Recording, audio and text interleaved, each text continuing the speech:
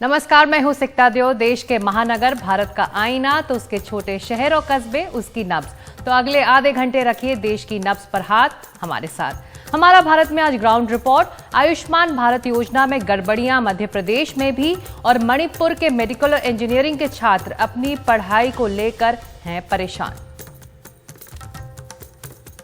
मृतकों को मरीज दिखाकर इलाज किया गया। लाखों मरीजों का एक ही मोबाइल नंबर।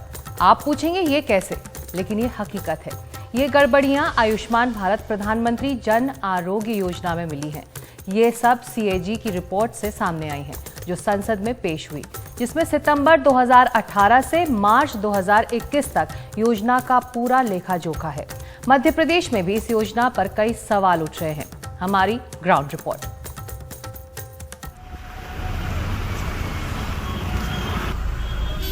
ये मध्य प्रदेश की राजधानी भोपाल का जवाहरलाल नेहरू कैंसर अस्पताल है। प्रदेश के हजारों कैंसर मरीज रोज यहाँ आते हैं। सीएजी की रिपोर्ट कहती है कि 20 मार्च 2021 को यहाँ आयुष्मान कार्ड पर 233 लोग भर्ती थे। ये और बात है कि अस्पताल 100 बिस्तरों वाला है। अस्पताल की अपनी सफाई है। हम लोग कीमो लगाते हैं, जो डे केयर वार्ड में कीमो लगाई जाती है। डे केयर वार्ड में जब कीमो लगाई जाती है तो हम उसको, किसी भी पेशेंट को 24 घंटे के लिए भर्ती नहीं करते। उसका कीमो लगने का जो साइकिल है, जो भी उसका टेन्योर होता है, 2 घंटे 3 घंटे, उतनी देर के लिए वो पेशेंट हमारे पास आता है। तो इसमें आप ये कहना थोड़ा सा उचित नहीं लगता मुझे कि उसको हमने भर्ती किया। हमारे पास 99% आयुष्मान कैटेगरी के पेशेंट्स हैं। गरीबों के लिए आयुष्मान भारत योजना 2018 में शुरू हुई, जिसके तहत 5 लाख तक का स्वास्थ्य बीमा मिलता है। लेकिन मध्य प्रदेश में इस योजना के तहत मुर्दों का भी इलाज हो गया। यही नहीं, पूरे राज्य में 8081 मरीज ऐसे थे जो एक वक्त पर ही कई अस्पतालों में भर्ती थे। सवालों के घेरे में ऐसे 213 अस्पताल हैं। 403 ऐसे मरीजों का इलाज किया गया जिनकी मौत हो चुकी थी। उनके इलाज में 1 करोड़ रुपए से ज्यादा की रकम का भुगतान भी हो गया। राज्य में आयुष्मान भारत के तहत इलाज के लिए 286 करोड़ रुपए का भुगतान हुआ, लेकिन 160 करोड़ रुपए बगैर बायोमेट्रिक सत्यापन के दे दिए गए। 25 अस्पतालों ने 81 रोगियों के लिए एक ही अवधि में ऑपरेशन के दावे 2 बार किए। प्रशासन ने दूसरे दावे पर 50% भुगतान की निर्धारित दर के मुकाबले दोनों दावों के लिए पूरी राशि का भुगतान कर दिया। डिफॉल्टर अस्पतालों से रिकवरी के मामले में भी एमपी आयुष्मान का रिकॉर्ड सबसे खराब है। 96% रिकवरी अभी भी बाकी है। गड़बड़ी रसूखदार करते हैं भरते सुरेंद्र गहलोत जैसे लोग हैं। आगर मालवा के छावनी इलाके में सलून चलाकर परिवार का गुजर करते हैं। पत्नी भावना कैंसर का शिकार बन गई। 2021 में इनके लिए आयुष्मान कार्ड सिर्फ कागज का टुकड़ा साबित हुआ। इलाज में किसी तरह की मदद नहीं मिली। साहूकार दोस्तों से कर्ज लिया, लेकिन बीवी को बचा नहीं पाए। मेरे को जब पता चला कि अहमदाबाद में अच्छा हॉस्पिटल है, तो मैं उसको वहाँ ले जा करके और मैंने वहाँ उसका ट्रीटमेंट शुरू करवाया। तो मैंने उस आयुष्मान कार्ड के बारे में वहाँ बात करी उनसे, तो उन्होंने कहा कार्ड चल जाएगा। आयुष्मान कार्ड मतलब यहाँ हो जाता है, इसका लाभ मिलता है, हम लोग देते हैं। उसके बाद जब मैंने इलाज शुरू किया, ऑपरेशन के टाइम पे मैंने जब वो पैसा वो लगाया कार्ड, तो उन्होंने जब चेक किया तो उनके कंप्यूटर पे उन्होंने बताया कि ये इसमें वैलिड नहीं बता रहा। वैसे अलग अलग अस्पतालों में एक ही अवधि में भर्ती होने के मामले सिर्फ मध्य प्रदेश ही नहीं, छत्तीसगढ़, गुजरात, केरल और पंजाब जैसे राज्यों से भी आए। शुक्र है मेरे मोबाइल का नंबर 10 बार 9 नहीं है, क्योंकि आयुष्मान भारत योजना में लगभग 7 लाख ऐसे हितग्राही हैं जिनका नंबर 10 बार 9 है। 1.5 लाख ऐसे जिसका नंबर 10 बार 8। वैसे आपके परिवार में कितने लोग होंगे? 4, 5, 6? आपको जानकर हैरत होगी, इस योजना के तहत लगभग 50,000 परिवार ऐसे हैं जिसमें सदस्यों की संख्या 11 से लेकर 201 तक है। भोपाल में अपने सहयोगी जफर मुल्तानी और रिजवान खान के साथ अनुराग द्वारी, एनडीटीवी इंडिया। और दुनिया के सबसे बड़े सरकारी स्वास्थ्य सेवा कार्यक्रम में सीएजी की रिपोर्ट के मुताबिक 9,85,000 लाभार्थी सिर्फ 3 मोबाइल नंबर्स पर रजिस्टर्ड है। 4,761 लाभार्थी 7 आधार नंबरों पर रजिस्टर्ड है। 6 राज्यों के अयोग्य घरों को मिल रहा है इसका लाभ। ऐसे में केंद्रीय स्वास्थ्य मंत्रालय की जवाबदेही है कि वो इन गड़बड़ियों पर तुरंत जांच शुरू करे।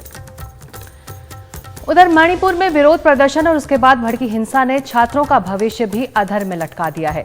आदिवासी छात्र जो दूर दराज के पहाड़ी इलाकों से आते हैं वो सबसे ज्यादा परेशान हैं। ना तो वो घर लौट पा रहे हैं और ना ही अपने कॉलेज। मेडिकल, नर्सिंग, इंजीनियरिंग की पढ़ाई कर रहे ये छात्र समाधान चाहते हैं ताकि उनकी पढ़ाई को और नुकसान ना हो। मणिपुर से हमारी ये खास रिपोर्ट। अलग अलग पेशेवर कोर्स की पढ़ाई कर रहे आदिवासी छात्र, जिनमें से ज्यादातर कुकी जोमी आदिवासी हैं, पिछले 15 दिनों में कई विरोध प्रदर्शन कर चुके हैं। इम्फाल घाटी के कॉलेजों में सैकड़ों छात्र पढ़ते हैं। इनका कहना है कि वैसे तो कॉलेज में पढ़ाई शुरू हो गई है, लेकिन नस्लीय हिंसा के मारे वहां लौटना खतरे से खाली नहीं है। कॉलेजों में ऑनलाइन पढ़ाई का कोई विकल्प नहीं है। 100 दिनों से ज्यादा से वैसे भी इंटरनेट बंद है। National institute of technology Imphal के कुकी जोमी आदिवासी छात्रों को अपनी शिक्षा की चिंता है। हमारी समानता का, हमारी शिक्षा का, मूल अधिकारों से हमें वंचित रखा जा रहा है। इसलिए हम चाहते हैं कि केंद्र इसमें दखल देकर जितना जल्दी हो सके हमारी मुश्किल आसान करे। 27 जुलाई से क्लास शुरू करने का एक आदेश था जो हम चाहकर भी पालन नहीं कर सकते क्योंकि हम अभी लौट नहीं सकते। हम चाहते हैं कि केंद्र सरकार हमारे लिए विकल्प खोजे या किसी सुरक्षित स्थान पर कॉलेज बदलने में मदद करे। इस महीने की शुरुआत में करीब 200 मेडिकल, नर्सिंग और पैरामेडिकल छात्रों ने विरोध प्रदर्शन किया था। उन्हें भी भविष्य उज्जवल नहीं दिख रहा है।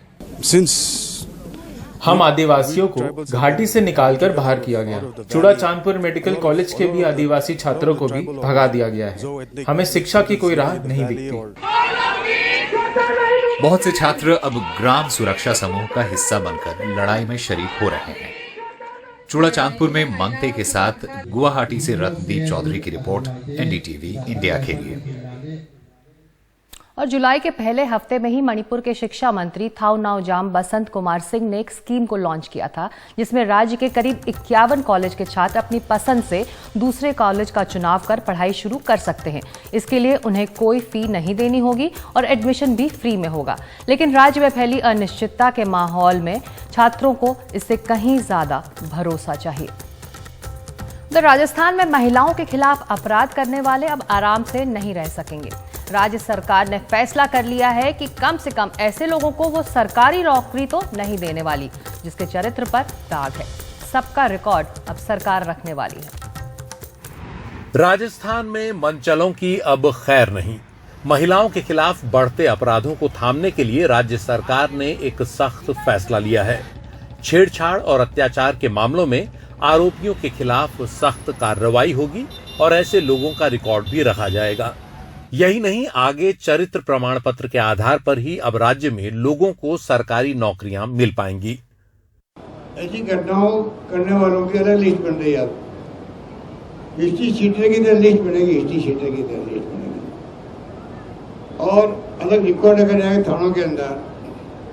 नौकरी के वक्त में चरित्र प्रमाण पत्र जो है उसके आधार पर जारी होगा। राजस्थान के जोधपुर, भीलवाड़ा समेत कई जिलों में बलात्कार और महिलाओं के खिलाफ हुए अपराधों के मामले में राज्य सरकार घिरी हुई है और बीजेपी ने इसे मुद्दा बनाया हुआ है। 10,000 से ज्यादा बेटियों और महिलाओं के प्रति आरोप, FIR सब कुछ हो चुके। उसके बाद अब इनको याद आई है क्योंकि अब वोट के लिए करते हैं ये काम। लेकिन महिलाएं राज्य सरकार के इस नए फैसले का स्वागत कर रही हैं। इससे जो राजस्थान में रोजमर्रा की ज़िंदगी में जो होते हैं क्राइम वगैरह, उस पर कंट्रोल होगा और लोगों की मानसिकता में भी बदलाव होगा। जो महिलाओं के साथ छेड़छाड़ करते हैं उनके मन में, उन अपराधियों के मन में और उन युवाओं के मन में, ऐसी मानसिकता वाले लोगों के मन में एक भय कायम होगा।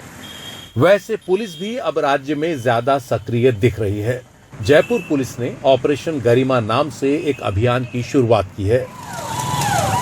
9 दिनों के इस अभियान के लिए शहर भर में 200 महिला पुलिसकर्मी तैनात रहेंगी और उनकी नजर स्कूल कॉलेज के आसपास 232 जगहों पर होगी। हमने कई तरीके से जो भी हमारे हॉटस्पॉट्स हमने चिन्हित किए हैं, इस पूरे शहर में करीब 250 हॉटस्पॉट्स हमने ऐसे चिन्हित किए हैं जहाँ पे हम बहुत ही इफेक्टिव पेट्रोलिंग, पैदल गश्त, फ्लैग मार्च, मोटरसाइकिल गश्त, उसके अलावा सादा वस्त्रों की टीम भी उन पॉइंट्स पे काम करेगी। राज्य सरकार और राज्य पुलिस महिलाओं के खिलाफ हो रहे अपराध के मामले में जीरो टॉलरेंस नीति अपना रहे हैं, लेकिन विधानसभा चुनावों से पहले ऐसे बड़े फैसले कहीं वोट जुटाने की रणनीति तो नहीं, ये सवाल भी बना हुआ है। जयपुर से बाल वीरेंद्र सिंह शेखावत की रिपोर्ट, एनडीटीवी इंडिया। और मुख्यमंत्री अशोक गहलोत के इस नए फैसले के बाद राजस्थान पुलिस ने 10 और 11 अगस्त को 88 मामले रिपोर्ट करवाए और 2 मुकदमे इसमें दर्ज हो चुके हैं और 20 आरोपी गिरफ्तार भी हुए हैं। वक्त अब एक छोटे से ब्रेक का है। ब्रेक के बाद मालदा और मुर्शिदाबाद के गंगा तट क्यों हो रहे हैं तबाह और बूंदी का फौजी का।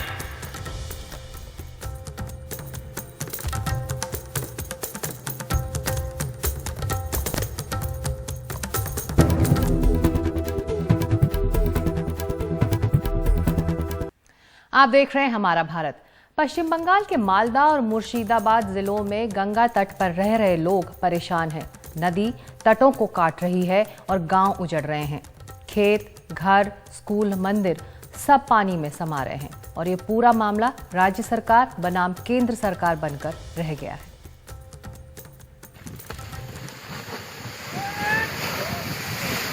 गंगा अपनी विशाल लहरों में गांव के मंदिर को बहा ले गई। 10वीं कक्षा तक के एक स्कूल की भी हालत खस्ता है। गंगा अपने किनारे की मिट्टी काटती जा रही है। नदी किनारे बसे गांव के लोग एक बार फिर मॉनसून के मौसम में खौफजदा हैं। मोंटू मंडल जिंदगी भर इसी गांव में रहे हैं, लेकिन 2021 में उनका घर और खेत सब गंगा की भेंट चढ़ गया। वो कहते हैं कि हर साल नदी जमीन काट ले जाती है और अब तो सरकारी बाढ़ राहत केंद्र पर भी खतरा मंडरा रहा है। मेरी जमीन गंगा काट ली गई।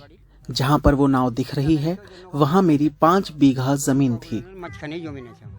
पश्चिम बंगाल में गंगा नदी के किनारे 2 जिले मालदा और मुर्शिदाबाद में नदी के किनारे जमीन का कटाव एक बहुत ही बड़ा मुद्दा है। यहाँ पे जो लोग रहते हैं वो ना सिर्फ अपना गांव, अपना जमीन और अपना रोजगार खोए हैं, वो अपने भविष्य को लेके भी चिंतित है, क्योंकि स्कूल जैसे सुविधाएं भी नदी के किनारे जमीन का कटाव से प्रभावित हुए हैं। बैजंती मंडल अपने गांव में एक खस्ताहाल स्कूल की इमारत में रह रही हैं, क्योंकि 2 साल पहले उनका घर नदी बहा ले गई। जमीन कटने से स्कूल की मुख्य इमारत के एक हिस्से को भी नुकसान पहुंचा है। मेरे पास अभी घर नहीं है क्योंकि वो गंगा में बह गया। मेरी ना तो जमीन है और ना घर है। पश्चिम बंगाल की मुख्यमंत्री ममता बनर्जी ने जल शक्ति मंत्रालय के तहत आने वाले फरक्का बैराज प्रोजेक्ट प्राधिकरण पर आरोप लगाया है कि वो माकूल ढंग से समस्या से नहीं निपटा, जिससे अब समस्या और गंभीर हो गई है।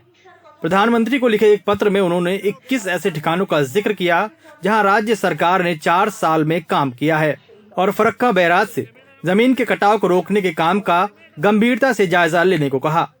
अनेक बार चिट्ठी दिए। मुख्यमंत्री कई बार प्रधानमंत्री को लिख चुकी हैं। विधान परिषद में विपक्ष के एक नेता मनोज तिग्गा ने कहा था कि सर्वदलीय प्रतिनिधिमंडल दिल्ली जाएगा। सेंट्रल मीटिंग यहाँ पे बुलाते हैं, उसी मीटिंग में राज्य सरकार का कोई मंत्री, कोई वहाँ का कोई अधिकारी, कोई आते हैं नहीं। वो लोग इसी मीटिंग में एक्चुअली एब्सेंट रहती हैं। इस मामले में हल के लिए जिन प्रस्तावों पर चर्चा हो रही है उन्हें अमल में लाने में वक्त लगेगा और जो लोग इस परेशानी से जूझ रहे हैं उनके लिए वक्त गुजरता जा रहा है। कैमरा पर्सन जीडी शंकर के साथ मुर्शिदाबाद से सौरव गुप्ता की रिपोर्ट, एनडीटीवी इंडिया। विश्व युद्ध से लेकर करगिल की जंग तक सारी लड़ाइयों में एक गांव के जवानों ने अपनी बहादुरी की मिसालें कायम की हैं। इस गांव की 5-5 पीढ़ियां सेना में अपने सेवाएं दे चुकी हैं। राजस्थान के बूंदी जिले के उमर गांव में करीब 6300 लोग रहते हैं और इस गांव के 500 परिवार फौज का हिस्सा रहे हैं। ये है 92 साल के रामकिशन फौजी। इन्होंने पाकिस्तान और चीन के साथ हुई जंगों में तो हिस्सा लिया ही, अफ्रीका के कोंगो युद्ध में भी हिस्सा ले चुके हैं। कोंगो जंग में उनके पैर में गोली लगी, जिससे उनके पैर को काटना पड़ा था। 1965 के युद्ध के दौरान मतलब इनके गोली लगने के कारण ये रात को अंधेरे में इनको पता नहीं होने के कारण ये पाकिस्तान की तरफ जा घुसे थे। फिर इन्होंने वहाँ रात में मतलब नाइट में वहाँ किसी बुढ़िया ने इनको अपने घर पे शरण दी और इनको थोड़ा बहुत इलाज करके प्राथमिक उपचार करके इनको फिर वापस इसके बेटू के द्वारा इनको भारत की तरफ छोड़ा गया रात। दूसरे देशों के साथ जंग लड़नी हो या देश में फर्ज निभाना हो, उमर गांव के ना जाने कितने जवानों ने देश के लिए अपनी जान तक का बलिदान कर दिया है। जगदेव राज विधानसभा चुनाव के लिए छत्तीसगढ़ में तैनात थे कि उनकी गाड़ी एक नक्सली हमले में उड़ा दी गई। शहीद जगदेव राज मीना की कुर्बानी को ना तो गांव भूला है और ना ही उनका परिवार। जय जवान, जय किसान, जय जवान, जय किसान। कम से कम 150-200 जवान थे, उनको भेजा था। तो पापा आगे वाले गाड़ी में थे, तो उनको पता नहीं था किसी को भी। जैसे गाड़ी चालू हुई, बम विस्फोट हो गया था। और दूसरे जवान थे पापा के साथ के, उनकी तो वहीं पर डेथ हो गई थी। और पापा जैसे कम से कम 10-20 मीटर दूर चले गए थे, तो वो उग्रवादी थे वहाँ, तो उनको मिले नहीं थे। पापा बेहोश हो गए थे, कुछ देर बाद उनको होश भी आया था। तो उनके पास कोई पहुंच नहीं पाया, वरना पापा बच सकते थे। इस गांव की मिट्टी ही कुछ खास है। फिलहाल यहाँ 350 रिटायर्ड फौजी रहते हैं और आने वाली पीढ़ियों को सेना में जाने के लिए प्रेरित ही नहीं करते, बल्कि उसके लिए उन्हें तैयार भी करते हैं। बूंदी से हरीश आचार्य की रिपोर्ट, एनडीटीवी इंडिया। देश प्रेम के लिए इस गांव के जज्बे को सलाम। तो हमारा भारत में आज इतना ही। आपको हमारी ग्राउंड रिपोर्ट्स कैसी लग रही हैं, हमें जरूर बताएं। आपके लिए ये कार्यक्रम और हमारी सारी रिपोर्ट्स एनडीटीवी इंडिया के सभी डिजिटल प्लेटफॉर्म्स पर भी उपलब्ध है। नमस्कार।